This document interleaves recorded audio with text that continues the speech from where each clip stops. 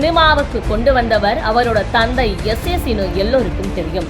சினிமாவுல ஜெயிக்க விஜய் என்ன செய்யணும், எப்படி நடிக்கணும், எந்த கதையில் நடிக்கணும், எந்த டைரக்டருக்கு வாய்ப்பு கொடுக்கணும், எந்த கம்பெனில நடிக்கணும், யாருக்கு எப்போ கால் ஷீட் தரணும், எப்படி சம்பளம் வாங்கணும், ஒவ்வொரு விஷயத்துக்கும் பக்காவா ஸ்கெட்ச் போட்டு கொடுத்து இளைய தளபதி விஜயை தளபதி விஜயா சினிமாவுல வளர்த்து விட்டார் எஸ்ஏசி. அதே எஸ்ஏசி தான் விஜயோட அரசியலுக்கும் பக்காவா ப்ளூ பிரிண்ட் போட்டு கொடுத்தவர். விஜய் ரசிகர் மன்றங்களை தமிழ்நாடு முழுக்க ஆரம்பிச்சு ஒருங்கிணைச்சு விஜய்க்கு பக்கபலமா அவரோட ரசிகர் மன்றங்களை மாத்தி விஜய் மக்கள் இயக்கத்தை ஆரம்பிச்சு கொடுத்தவர் எஸ்ஏசி. நாகப்பட்டினத்துல மீனவர்களுக்கு ஆதரவா போராட்டம் நடத்தினது, இலங்கை தமிழர்களுக்கு ஆதரவா சென்னையில உண்ணாவிரதம் இருந்தது, விஜயை போயஸ் கார்டனுக்கே கூட்டி போய் ஜெயலலிதாவை பார்க்க வச்சதுன்னு விஜயோட ஆரம்ப கால அரசியல் அஜெண்டாவை செட் பண்ணினது எஸ்ஏசி தான். அதனால விஜய் அரசியல் கட்சி ஆரம்பிச்சா அவரோட தந்தை எஸ்ஏசி தான் பொதுச் செயலாளர், அவை தலைவர் மாதிரியான முக்கியமான பதவியில இருப்பார்னு பலரும் நினைச்சாங்க. அந்த இடத்துல தான் விஜய் யாருமே எதிர்பார்க்காத மாதிரி ஒரு ட்விஸ்ட் வச்சாரு. தன்னோட தந்தை எஸ்ஏசிக்கு பதிலா இன்னொருத்தரை களமிறங்கி அதிர்ச்சி வைத்தியம் கொடுத்தார். அந்த நபர் தான் புஸ்ஸி ஆனந்த். தன்னை சினிமாவில வளர்த்து விட்டு அரசியலையும் இறக்கிவிட்ட தந்தை எஸ்ஏசிக்கு பதிலா இன்னொருத்தரை தன்னோட தளபதியாக அடையாளம் காட்டுறார் விஜய்னு சொன்னா அந்த புஸ்ஸி ஆனந்த் அவ்வளோ பெரிய ஆளான்னு நீங்க கேட்கலாம். மற்றவங்களுக்கு எப்படியோ தெரியாது, விஜய்க்கும் விஜய் ரசிகர்களுக்கும் புஸ்ஸி ஆனந்த் ரொம்ப ரொம்ப ஸ்பெஷல். இந்த புஸ்ஸி ஆனந்த் பாண்டிச்சேரிக்காரர். ரியல் எஸ்டேட், மதுக்கடை, பைனான்ஸ்னு பெரிய தொழிலதிபர். அரசியல குதிக்கணும்னு ஆசை வந்தப்போ காங்கிரஸ் தலைவர்களோட நெருக்கம் காட்டினார். புதுச்சேரியில கண்ணன்னு ஒரு காங்கிரஸ் தலைவர் கருத்து வேறுபாட்டால புதுச்சேரி முன்னேற்ற காங்கிரஸ்னு புது கட்சி ஆரம்பிச்சார். அந்த கட்சி சார்பா புதுச்சேரியில இருக்கிற புஸ்ஸி தொகுதியில போட்டியிட்டு 2006ல எம்எல்ஏ ஆனார் ஆனந்த். அந்த நிமிஷத்துல இருந்து வெறும் ஆனந்த் புஸ்ஸி ஆனந்தா மாறினார். அடிப்படையில விஜய் ரசிகரா இருந்ததால எஸ்ஏசிக்கு அறிமுகமானார் புஸ்ஸி ஆனந்த். ஆரம்பத்துல புதுச்சேரி விஜய் ரசிகர் மன்ற கௌரவ தலைவராக இருந்த புஸ்ஸி ஆனந்துக்கு விஜய் கூட நேரடி அறிமுகம் கிடைச்சது. ரசிகர் மன்ற நிகழ்ச்சிகளை விஜய்க்கு பிடிச்ச மாதிரி செஞ்சு கொடுத்து விஜய் கிட்ட நல்ல பேரை சம்பாதிச்ச புஸ்ஸி ஆனந்த் கொஞ்சம் கொஞ்சமா முன்னேறி அகில இந்திய விஜய் மக்கள் என்ற பொறுப்பாளர் பதவிக்கு வந்தாரு. விஜய் மக்கள் இயக்கம் தொடங்கினப்போ அந்த பொதுச் செயலர் பதவியை யாருக்கு தரப்போறார் விஜய்னு ஒரு எதிர்பார்ப்பு இருந்தப்போ விஜயோட ஒரே சாய்ஸ் புஸ்ஸி ஆனந்த் தான். இடைப்பட்ட காலத்துல எஸ்ஏசி கோஷ்டி, புஸ்ஸி ஆனந்த் கோஷ்டின்னு மக்கள் இயக்கத்துல கோஷ்டி மோதல் வந்துச்சு. எஸ்ஏசி ஆதரவாளர்கள் மீது நடவடிக்கை எடுத்தார் புஸ்ஸி ஆனந்த். அப்படி எஸ்ஏசி புஸ்ஸி ஆனந்த் மோதல் நடந்தப்போ விஜய் யார் பக்கம் நின்னார் தெரியுமா? தன்னோட தந்தை எஸ்ஏசி பக்கம் நிக்கல. அதுக்கு பதிலாக புஸ்ஸி ஆனந்த் பக்கம் நின்னார் விஜய். அந்த அளவுக்கு விஜயின் நம்பிக்கைக்குரிய தளபதியா மாறி இருந்தார் புஸ்ஸி ஆனந்த். விஜயோட ரசிகர்களுக்கு விஜய் ஒரு கண்ணுன்னு சொன்னா புஸ்ஸி ஆனந்த் இன்னொரு கண்ணு. விஜய் ரசிகர்கள் விஜய் கால்ல விழுந்து ஆசி வாங்குறத எத்தனை பேர் பார்த்திருக்கிறீங்கன்னு தெரியாது. ஆனா விஜய் ரசிகர்கள் பொதுவெளியில புஸ்ஸி ஆனந்த் கால்ல விழுந்து ஆசி வாங்குவாங்க. விஜய் ரசிகர்கள் மன்றங்கள் ஒவ்வொன்றும் புஸ்ஸி ஆனந்த் கட்டுப்பாட்டுல இருக்கிறதால மாநில, மாவட்ட, நகர, ஒன்றிய நிர்வாகிகள் ஒவ்வொருத்தரோடையும் புஸ்ஸி ஆனந்த் நேரடி தொடர்புல இருக்காரு. புஸ்ஸி ஆனந்தோட மொபைல் நம்பர் முக்கிய நிர்வாகிகள் கிட்ட இருக்குமான்னு தெரியாது. ஆனா அந்த முக்கிய நிர்வாகிகளோட மொபைல் நம்பர் புஸ்ஸி ஆனந்த் மொபைல்ல இருக்கும். எந்த மாவட்டத்துல, எந்த ஊர்ல, எந்த நிகழ்ச்சியை நடத்துறதுன்னு முடிவு பண்றது புஸ்ஸி ஆனந்த் தான். எதுவா இருந்தாலும் புஸ்ஸி ஆனந்த் மூலமா தான் விஜயோட கவனத்துக்கு போகும். இன்னும் சொல்ல போனா புஸ்ஸி ஆனந்த் என்கின்ற இரும்பு கதவை தட்டித்தான் விஜயை நெருங்க முடியும். அந்த அளவுக்கு விஜயோட நம்பிக்கைக்குரிய தளபதி புஸ்ஸி ஆனந்த். அதனாலதான் விஜய் மக்கள் இயக்க பொதுச் செயலாளராக இருந்த புஸ்ஸி ஆனந்தையே தமிழக வெற்றி கழகத்துக்கும் பொதுச் செயலாளராக்கினார் விஜய். அந்த வகையில விஜய்க்கும் ரசிகர்களுக்குமான ஒரே பாலம் புஸ்ஸி ஆனந்த் மட்டும்தான். அதிகம் உணர்ச்சி வசப்படக்கூடிய தொண்டர்களை விஜய் நேரடியா டீல் பண்ண முடியாதுங்கிறதால அந்த வேலையை புஸ்ஸி ஆனந்த் கிட்ட தந்திருக்காரு விஜய். தன்னோட கண்டிப்பான பேச்சு, மிரட்டலான கண்ணசைவு, அதிரடியான நடவடிக்கைகள் மூலமா கட்சி தொண்டர்களை கட்டுப்படுத்தி வைக்கிறதுல புஷி ஆனந்துக்கு சமமா அந்த கட்சியில வேறு யாரும் கிடையாது. புஷி ஆனந்த் சொன்னா கேட்பாங்க, புஷி ஆனந்த் சொன்னா மட்டும்தான் கேட்பாங்கிறது தான் இன்னைக்கும் ரியாலிட்டி. புஷி ஆனந்துக்கு அடுத்தபடியா விஜய் தட்டி தூக்கிய தளபதிகள் பட்டியல்ல ஜான் ஆரோக்கியசாமி முக்கியமானவர். எப்படி பிரசாந்த் கிஷோர் திமுகவோட வியூக வகுப்பாளரா இருந்த திமுகவை ஜெயிக்க வச்சாரோ அது போல தன்னை ஜெயிக்க வைக்க போறவர்னு விஜய் நம்புற நபர்கள்ல முக்கியமானவர் ஜான் ஆரோக்கியசாமி. அப்படி என்ன சாதிச்சுட்டாருன்னு சொல்லி அவரை விஜய் தட்டி தூக்கி இருக்காருன்னு கேட்டீங்கன்னா 2-3 விஷயம் மட்டும்தான் சொல்றேன். திருச்சி செயின்ட் ஜோசப் கல்லூரியில ஆங்கில இலக்கியம் படிச்சு சென்னை லயோலாவுல பிசினஸ் அட்மினிஸ்ட்ரேஷன் முடிச்சு வெவ்வேறு மக்கள் தொடர்பு நிறுவனங்கள்ல வேலை பார்த்த ஜான் ஆரோக்கியசாமி லீடர்ஷிப் அட்வைசரி கம்பெனியை சொந்தமா நடத்தினார். பிறகு தேர்தல் வியூக வகுப்பாளர் பிரசாந்த் கிஷோரோட ஐபேக் மாதிரி ஜேபேக் ஒரு கம்பெனியை ஆரம்பிச்சார் ஜான் ஆரோக்கியசாமி. ஆரம்பத்துல சிவசேனாவுக்கும் சீதாராமையாவுக்கும் வியூக வகுப்பாளராக இருந்த ஜான் ஆரோக்கியசாமியை 2016 தன்னோட தேர்தல் வியூக வகுப்பாளரா நியமிச்சார் அன்புமணி. மாற்றம் முன்னேற்றம் அன்புமணிங்கிற கோஷத்தை பாமவுக்கு உருவாக்குனதுல ஆரம்பிச்சு அன்புமணியோட ஹைடெக் தேர்தல் பிரச்சாரம் வரை எல்லாத்தையும் செஞ்சு கொடுத்தவர் ஜான் ஆரோக்கியசாமி. 2016 தேர்தல்ல அன்புமணியோ பாமகவோ ஜெயிக்கல. ஆனாலும் பாமகவோ இமேஜை மாத்தி அமைச்சதுலையும் அன்புமணிய வட மாவட்டம் தாண்டி தமிழ்நாடு முழுக்க கொண்டு போய் சேர்த்ததுலையும் ஜான் ஆரோக்கியசாமியோட பங்கு முக்கியமானது. அதனாலதான் 2021 தேர்தல்ல நாம் தமிழர் கட்சிக்கான வியூக வகுப்பாளரா ஜான் ஆரோக்கியசாமியை நியமிச்சார் சீமான். மாற்றத்துக்கான எளிய மக்களின் புரட்சிங்கிற கோஷத்தை சீமானுக்காக உருவாக்கி தந்தார் ஜான் ஆரோக்கியசாமி. அந்த தேர்தல சீமான் ஜெயிக்கலனாலும் கூட நாம் தமிழர் கட்சிக்கு அதிகபட்ச வாக்குகள் கிடைச்சது.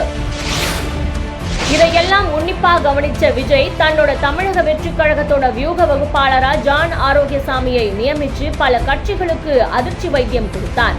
பொதுவா வியூக வகுப்பாளரை ரகசியமா செயல்பட வைக்கிறது தான் எல்லா கட்சிகளுக்கும் பழக்கம். ஆனா தன்னோட வியூக வகுப்பாளர் ஜான் ஆரோக்கியசாமின்னு பகிரங்கமா அறிவிச்சவர் விஜய் மட்டும்தான். ஒரு நடிகரா மக்கள் கிட்ட பிரபலமா இருக்கிற விஜயை ஒரு கட்சியோட தலைவரா ஒரு முதலமைச்சர் வேட்பாளரா கொண்டு போய் சேர்க்கிறதுக்கு தேவையான வியூகங்களை உருவாக்குறது தான் ஜான் ஆரோக்கியசாமிக்கு விஜய் தந்த அசைன்மெண்ட்.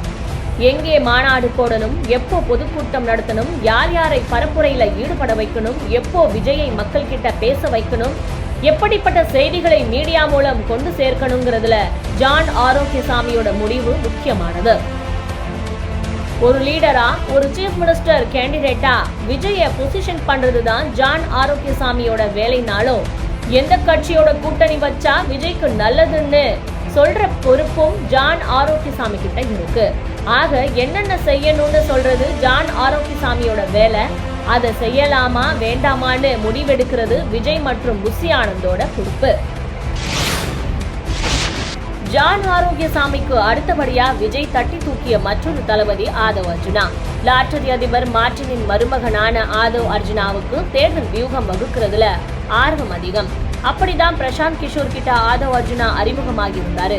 2021 தேர்தல் பிரசாந்த் கிஷோரை திமுகவோட வியூக வகுப்பாளரா கொண்டு வந்தப்போ பிரசாந்த் கிஷோருக்கும் திமுகவுக்கும் இடையே மீடியேட்டர் போல இருந்தாரு ஆதவ் அர்ஜுனா. தேர்தல் முடிஞ்சதும் திருமாவளவன், சீமானு பல தலைவர்களோட தொடர்புல இருந்த ஆதவ் அர்ஜுனா வாய்ஸ் ஆஃப் காமன்கிற நிறுவனத்தை தொடங்கி அதன் மூலமா விசிகாவுக்காக ஆன்லைன் உறுப்பினர் சேர்க்கை வெப்சைட்டை உருவாக்கி கொடுத்தாரு. அவரோட நிறுவனம் தான் விசிகாவுக்காக ஒரு மாநாட்டை நடத்தி கொடுத்துச்சு. அதன் மூலமா விசிகாவுல சேர்ந்த ஆதவ் அர்ஜுனாவுக்கு கட்சியோட துணை பொதுச் செயலாளர் பொறுப்பை கொடுத்தாரு திருமாவளவன். அதுவரைக்கும் பெருசா பொதுவெளிக்கு வராத ஆதவ் அர்ஜுனா திடீர்னு ஆட்சியின் பங்கு, கூட்டணி ஆட்சின்னு பேச ஆரம்பிச்சாரு. ஒரு கட்டத்துல திருமாவளவனுக்கு ஆதரவுங்கிற பேர்ல திமுகவுக்கு எதிரா பேச ஆரம்பிச்சாரு. அது திருமாவளவனுக்கு நெருக்கடியா மாற ஆரம்பிச்சது. அந்த சமயத்துலதான் அம்பேத்கர் புத்தகத்தை விகடன் பிரசுரம் மூலமா வெளியிட ஏற்பாடு செஞ்ச ஆதவ் அர்ஜுனா அந்த மேடையில விஜயையும் திருமாவளவனையும் கொண்டு வரதுக்கு திட்டம் போட்டாரு. ஆனா அது சர்ச்சையாகும்னு கணிச்ச திருமாவளவன் அந்த விழாவுல விஜயோட சேர்ந்து மேடைக்கு வர மறுத்துட்டாரு. அதன் பிறகும் திமுகவுக்கு நெருக்கடி கொடுத்து ஆதவ் அர்ஜுனா பேச அவர் மேல ஒழுங்கு நடவடிக்கை எடுத்தாரு திருமாவளவன். ஒரே சமயத்துல திமுகவுக்கும் நெருக்கடி கொடுத்து திருமாவளவனையும் சர்ச்சையில சிக்க வச்ச ஆதவ் அர்ஜுனாவை திடீர்னு ஒரு நாள் தட்டி தூக்கினாரு விஜய். விசிகாவுல இருந்து நேரா தமிழக வெற்றி கழகத்துல சேர்ந்த ஆதவ் அர்ஜுனாவுக்கு தேர்தல் பிரச்சார மேலாண்மை பொதுச் செயலாளர்னு ஒரு பதவியை கொடுத்தாரு விஜய். ஏற்கனவே பிரசாந்த் கிஷோரோட இணைந்து செயல்பட்ட அனுபவம், திமுகவுக்கு வேலை பார்த்தப்போ கிடைச்ச தொடர்புகள், விசிகாவுல கிடைச்ச அனுபவம் எல்லாத்தையும் தன்னோட கட்சிக்கு திருப்பணுங்கிறது தான் ஆதவ் அர்ஜுனாவுக்கு விஜய் கொடுத்த அசைன்மெண்ட். முக்கியமா தேர்தல் வியூகங்கள் வகுக்கிறப்போ கூட்டணிக்கு வர விரும்புற கட்சிகளோட 2ஆம் 3ஆம் கட்ட தலைவர்கள் கிட்ட பேசுறதுல ஆரம்பிச்சு ஊடகங்களை டீல் பண்றது வரை பல விஷயங்களை ஆதவ் அர்ஜுனா மூலமா செய்யறதுதான் விஜயோட அஜெண்டா. அடுத்து விஜய் தட்டி தூக்கிய நபர் சிடிஆர் நிர்மல்குமார். பாஜகவோட ஐடி விங் பிரிவுக்கு தலைவராகியிருந்தவர். பாஜகவுக்கு ஆதரவா திமுகவுக்கு எதிரான சோசியல் மீடியா பதிவுகளை உருவாக்குறது, அதை தீவிரமா பரப்புறதுல அனுபவம் உள்ளவர். அதனால தான் பாஜகவுக்குள்ள நிர்மல்குமாருக்கு சிக்கல் வந்தப்போ கொஞ்சமும் யோசிக்காம அவரை தன்னோட கட்சிக்கு தூக்கினார் எடப்பாடி பழனிசாமி. என்னதான் ஐடி விங் அனுபவம் இருந்தாலும் அதிமுகவுக்காக சில முக்கியமான வேலைகளை ஐடி விங் மூலமா செஞ்சாலும் நிர்மல்குமாரால அதிமுகவுல ஒட்ட முடியல. தாமரை இலை தண்ணீராயிருந்த நிர்மல்குமாரை ஒரே நாள்ல தன்னோட கட்சிக்கு தட்டி தூக்கினார் விஜய். அவருக்கு ஐடி விங் மற்றும் சமூக ஊடக துணை பொதுச் செயலாளர் பதவியை கொடுத்திருக்கார் விஜய். பாஜக ஐடி விங் பிரிவுல வேலை பார்த்தப்போ கிடைச்ச அனுபவம், தொடர்புகள் ஆரம்பிச்சு அதிமுகவுல இருந்தப்போ கிடைத்த தகவல்கள் வரை எல்லாத்தையும் தமிழக வெற்றி கழகத்தோட வெற்றிக்கு பயன்படுத்தணுங்கிறது தான் சிடிஆர் நிர்மல்குமாருக்கு விஜய் கொடுத்த அசைன்மெண்ட். எந்த ட்விட்டை, எந்த வீடியோவை எப்போ ஷேர் பண்ணினா அது எப்படி வைரல் ஆகுங்கிற வித்தை தெரிஞ்சவங்கிறதால சிடிஆர் நிர்மல்குமாரை ரொம்பவே நம்பி களமிறங்கியிருக்கார் விஜய். அதே போல விஜய் தட்டி தூக்கிய மற்றொரு நபர் ராஜ்மோகன். பட்டிமன்ற பேச்சாளர். விஜய் டிவி மேடையில இருந்து திமுக மேடை வரைக்கும் பல மேடைகள்ல பேசி கைத்தட்டல்கள் வாங்கியவர். ஒரு விஷயத்தை 2K கிட்ஸுக்கு புரியுற மொழியில பேசி நம்ப வைக்கிறது அவ்வளவு சுலபம் இல்ல. அதை ரொம்ப கேஷுவலா சிறப்பா செய்யக்கூடியவர் ராஜ்மோகன். முக்கியமா ராஜ்மோகனோட புட் சட்னி யூடியூப் சேனலுக்கு நல்ல வரவேற்பு உண்டு. முக்கியமா தமிழ்நாட்டோட சமூக நீதியில ஆரம்பிச்சு மாநில சுயாட்சி வரைக்கும் பேசக்கூடியவங்கிறதால அவரை தட்டி தூக்கிய விஜய் கட்சியின் கொள்கை பரப்பு செயலாளரா ராஜ்மோகனை போட்டியிருக்காரு. ஒரே நேரத்துல தொலைக்காட்சி விவாதங்களையும் சமாளிக்கணும், சமூக ஊடக பரப்புரையும் செய்யணும்னா அதுக்கு ராஜ்மோகன் தான் சரியான நபர்னு நம்பி களமிறங்கியிருக்கார் விஜய். பிரசாந்த் கிஷோர் மாதிரி ஒருத்தர் வேணும்னு ஜான் ஆரோக்கியசாமியை தட்டி தூக்கிய விஜய் பிறகு பிரசாந்த் கிஷோரோட நெருக்கமா வேலை செஞ்ச ஆதவ் அர்ஜுனாவையும் கட்சிக்கு கொண்டு வந்துட்டார். அதன் பிறகும் பிரசாந்த் கிஷோர் மேல இருந்த ஈர்ப்பு விஜய்க்கு குறையல. அதனாலதான் கட்சியோட 2ஆம் ஆண்டு தொடக்க விழா மேடையில பிரசாந்த் கிஷோரையே கொண்டு வந்து உட்கார வச்சார் விஜய். அந்த மேடையில பேசின பிரசாந்த் கிஷோர், விஜய் கட்சிக்கு தேர்தல் வியூக வகுப்பாளரா நான் வரல, ஆனா நிச்சயமா என்னால முடிஞ்ச உதவிகளை செய்து கொடுப்பேன்னு சொன்னார். அந்த உதவிகள்ங்கிற வார்த்தைக்கு என்னென்ன அர்த்தங்கள் இருக்குன்னு போக போகத்தான் தெரியும். ஆனா ஒண்ணு, விஜயோட தேர்தல் வியூகங்கள்ல நிச்சயம் பிரசாந்த் கிஷோரோட பங்களிப்பை தவிர்க்கவே முடியாது.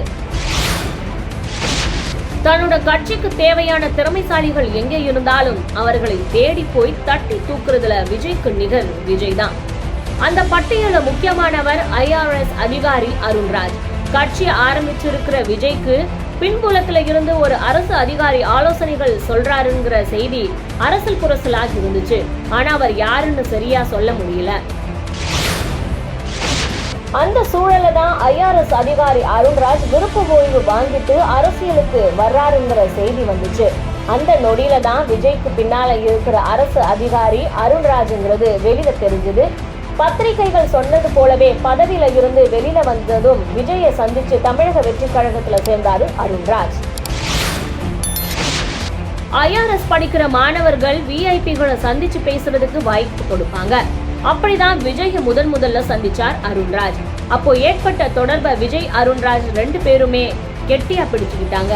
ஏன்னா விஜய் மாதிரியான ஒருத்தர் தன்னோட நட்பு வட்டாரத்தில் இருக்கிறது எதிர்காலத்துக்கு நல்லதுன்னு அருண்ராஜ் நம்பினாரு. அருண்ராஜ் மாதிரியான இளம் அரசு அதிகாரி தன்னோட தொடர்பு வட்டாரத்துல இருக்கிறது எதிர்காலத்துக்கு நல்லதுன்னு விஜய் கணக்கு போட்டாரு. கள்ளக்குறிச்சியில பிறந்து சேலத்துல படிச்சு சென்னையில MBBS படிச்சவர் அருண்ராஜ். அதன் பிறகு IRS முடிச்சு இந்திய வருமானத்துறையில மிக முக்கிய பொறுப்புக்கு வந்தார். இந்திய அரசியல் சட்டத்துல ஆரம்பிச்சு நிதி நிர்வாகம், வருமான வரி உள்ளிட்ட துறைகள்ல அனுபவம் கொண்ட அருண்ராஜை கட்சியோட கொள்கை பரப்பு பொதுச் செயலாளரா அறிவிச்சார் விஜய்.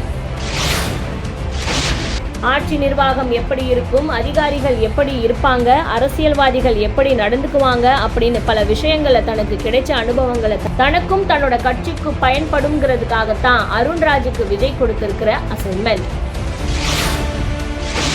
முக்கியமா எந்த மாதிரி திட்டங்களை போட்டா மக்கள் கிட்ட வரவேற்பு இருக்கும், எந்த மாதிரி வாக்குறுதி கொடுத்தா அது மக்கள் கிட்ட எளிமையா போய் சேரும், என்ன மாதிரி பேசினா சாமானிய மக்களோட கவனத்தை கவரலாங்கிற மாதிரியான விஷயங்களுக்கு அருண்ராஜ் உதவியா இருப்பாரு அப்படிங்கிறது விஜயோட நம்பிக்கை.